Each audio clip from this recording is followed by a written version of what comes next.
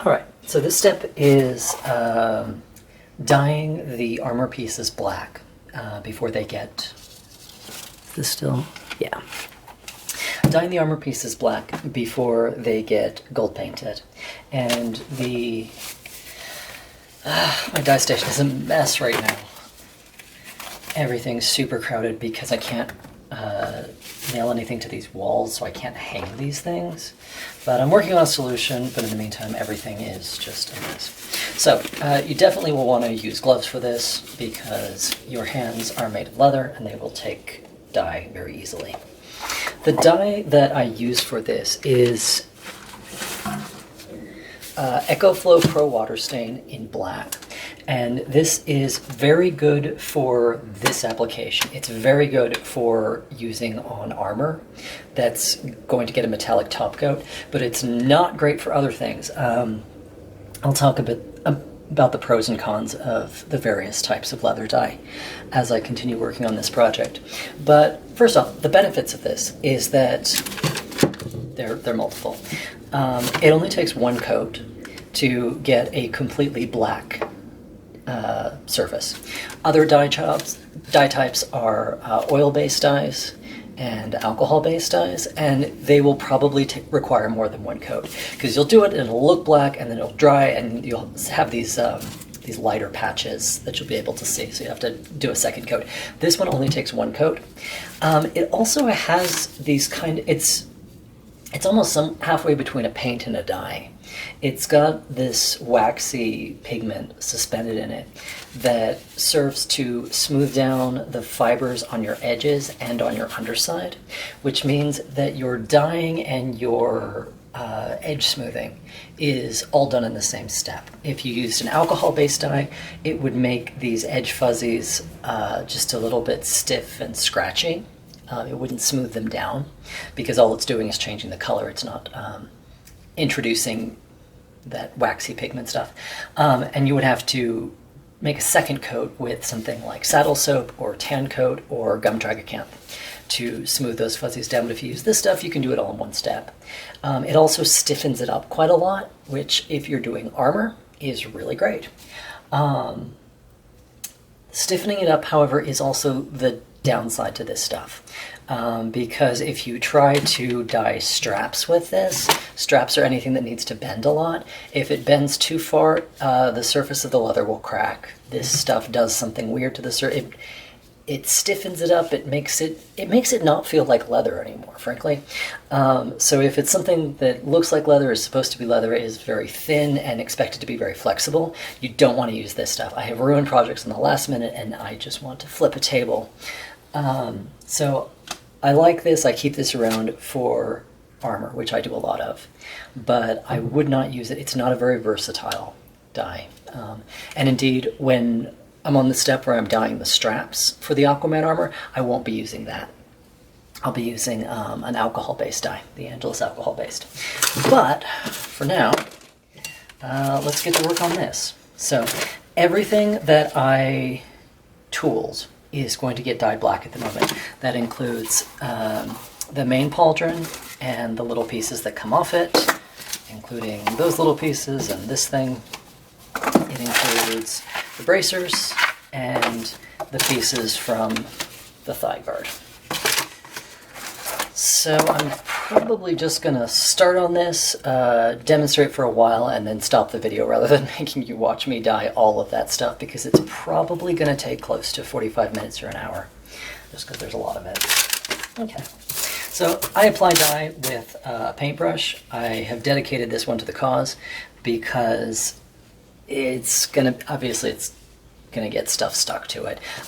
This particular dye leaves a pretty heavy residue because it's got this like goopy paint stuff in it as well. It's not just staining things. So I've got gloves that I use only for black stuff so they're not smudging off pigment on other things. And I've got a paintbrush for it. And you will want to make sure that your dye is in something where it's not going to get knocked over.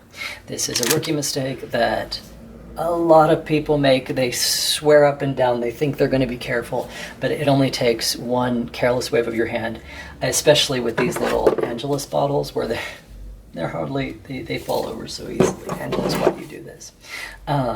So I just bought a black coffee mug, black so that the stains won't show, because oh boy is it stained.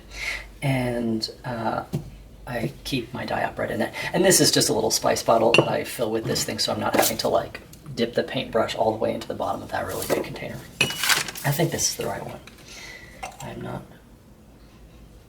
Yeah, that's right.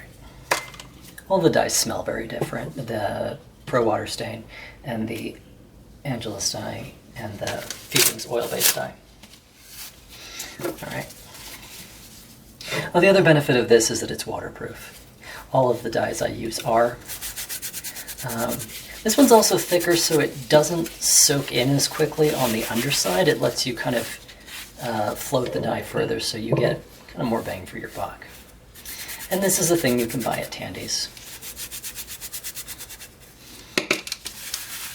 So the kind of weird thing about the application of Pro Water Stain is that you gloop it on and then you have to rub it in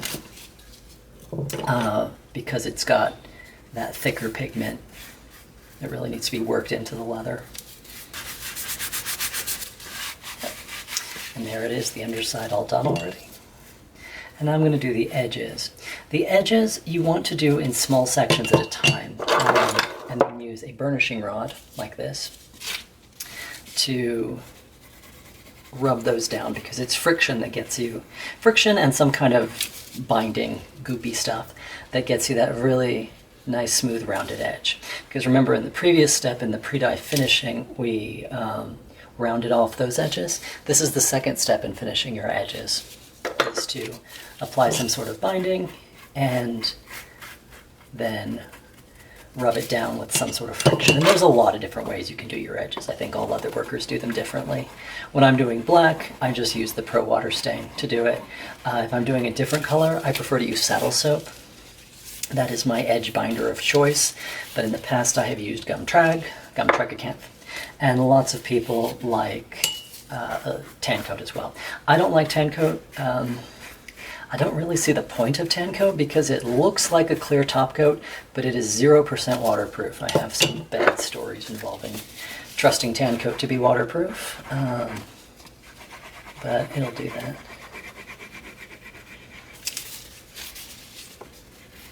If you try to goop on too much black stuff along the edges at once, so if I had done black along all of the edges of this and then started trying to go, it would have dried out too much for the burnisher to work nicely by the time I got to the end. And this one I'm not going to bother to burnish down. I will paint it black so it doesn't look awful, but I'm not going to burnish it down because that is underneath this, so it's not a visible edge. All right. On the top side where there's the tooling, you just want to make sure that you get into all of the crevices. Sometimes it's hard to see because it's reflecting light, and what looks like a little glint of reflection is actually a place you missed, so you'll probably get to the end and find a couple places you missed when it's all dry and stuff. And you're probably going to flick dye all over your arms. This stuff flicks less than, say, the Angelus alcohol-based dyes or the Feelings oil dye, because it's got a thicker body, and the really thin body ones are the ones that really flick, but you will get a little bit. Which is why you should have some sort of backsplash around your dye station, because you will wind up flicking dye, and you don't want to get it on your walls if it's a place you're renting or if it's a place you own. So what I've got hanging up here is actually clear shower curtain, but I'm working on building a little walled-in enclosure, which will be very nice and will be very portable, which means I won't have to figure out how to hang stuff at each new place I move to.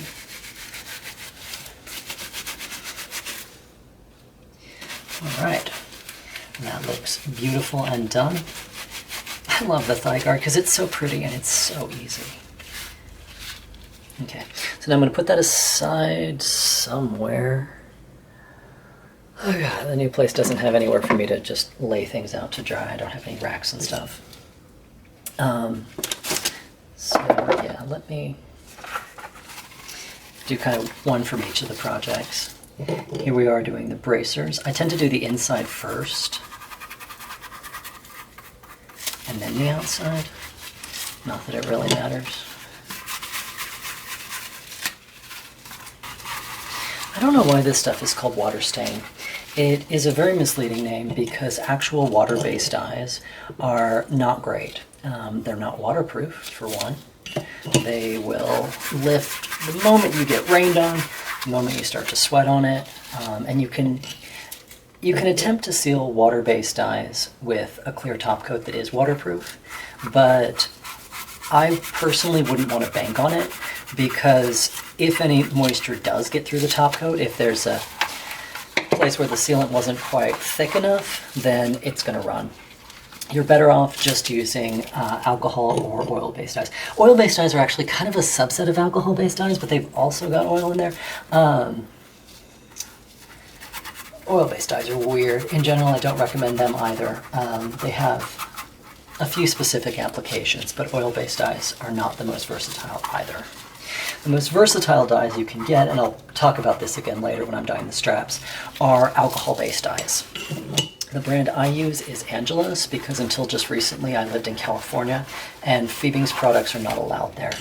But the Fiebing's alcohol-based dyes, which is what you can buy at Tandy's, most states you can buy at Tandy's, are pretty much the exact same substance.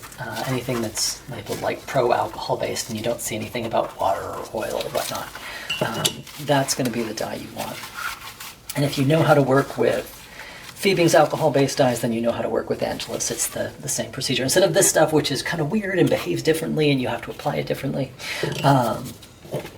Fiebing's and Angelus are basically interchangeable. And that's great. They are relatively flexible when they dry. You're still going to want to put some sort of top coat over it, even though it doesn't need waterproofing. A clear top coat will make your colors richer and more intense, and also just help seal in the surface of the leather and make it look more finished.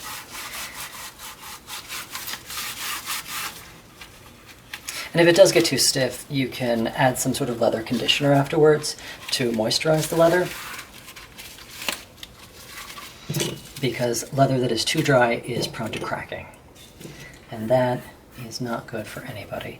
The reason this is okay on armor is because this doesn't bend much. It's 9-10 ounce leather, so you've got a little bit of flex in here, but not the kind of like bending nearly double that straps need to do, which this cannot do. It will crack if you try to bend something double, and I hate it. There are other colors of the Pro Water Stain, and I don't use any of them. It is so difficult to get smooth, even color across a whole piece. It's prone to coming out much darker than you want. You don't have much control over it. The nice thing about alcohol-based dyes is that you have basically infinite, unlimited control over what it's going to look like. You can mix it with other alcohol-based dyes to get a slightly different hue. So you don't actually need every color in their inventory. If you want a brown that's a little bit redder, you can toss, a bit of red in it. You can toss a bit of orange or yellow in it. Toss a bit of black in it to make it darker. You can get whatever shade of blue or blue-green or indigo by mixing things. And you can also make it lighter by diluting it with alcohol, rubbing alcohol. That's what I frequently use this for. Or if I'm dip dyeing, I use denatured alcohol, because you can buy that by the quart. And when it comes in the bottle like that, it is very concentrated. That is not meant to be directly applied to leather, and definitely not directly applied to dry leather. I mean, unless it's like the yellow one. Like that is meant to be very seriously diluted, and we're talking like anywhere between 1 part dye to 3 parts alcohol to 1 part dye to 8 parts alcohol to get the color you want. And remember, you can always layer on more color if it's too light, but if it's too dark, you're boned. That's the color you're stuck with. So Make things darker before you make things lighter.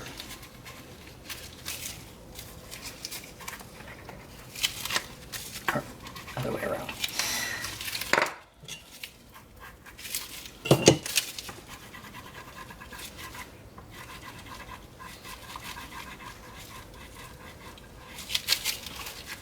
In my opinion, the biggest benefit of using alcohol-based dyes is that it's never going to change. EcoFlow has introduced a number of new products that behave in new and exciting ways and have new and exciting ways to apply them. And they've all gotten discontinued eventually, and I'm pretty certain that one's going to get discontinued eventually too. And I'll be kind of sad because I use this a lot for armor, which is my bread and butter. But it's not going to last. It's not that versatile. It's got too many problems, and they're going to discontinue it.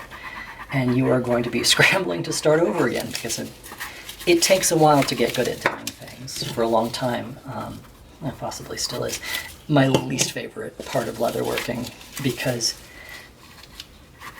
you don't have all that much control over what you're doing while you're doing it. It's a lot of trial and error because what it looks like when you're dyeing it, when you're doing anything but black, isn't what it's going to look like when it's dried. It's going to dry a lot lighter. It's going to dry a lot clearer because the colors are really muddy while it's wet. So it's a lot of trial and error. It's a lot of taking notes. I definitely recommend taking notes when you are learning how to use leather dye. And you'll be like, okay, so we did trying to dye something blue, and you did 1 part dye to 4 parts rubbing alcohol, and it came out way too dark. And you're like, all right, note to self, like way too dark. So you really don't want to go through all that process for learning how to use something, only to have them pull the rug out from underneath you and discontinue the product, which is why if you use the Fiebing's alcohol-based dye, which I don't think the formula's been changed since like the 60s, possibly earlier, or the Angelus dyes, which behave the same as the Fiebing's dyes, then that will stand you in good stead for the rest of your life. All right, so there is the bracer.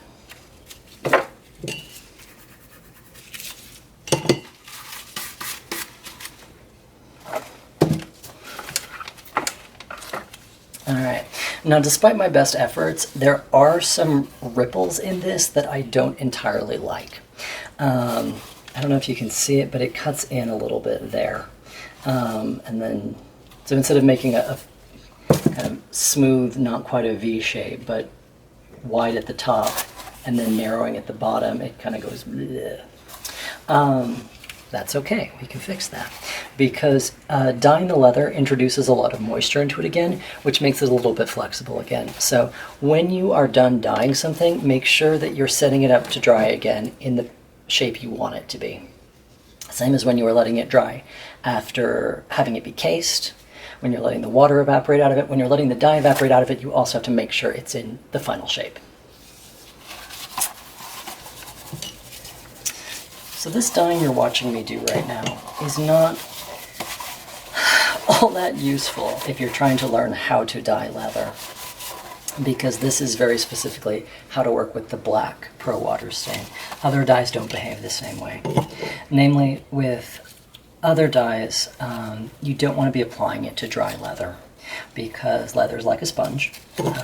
There's a lot of air in between the fibers in there, and it soaks up liquids very, very quickly, which if you have a regular dye instead of this weird stuff with the thick pigment that you have to rub in, it's just going to soak in immediately. It's going to go and disappear, and you're going to be left with a very dark spot of color that is not going to blend well with the surrounding area ever.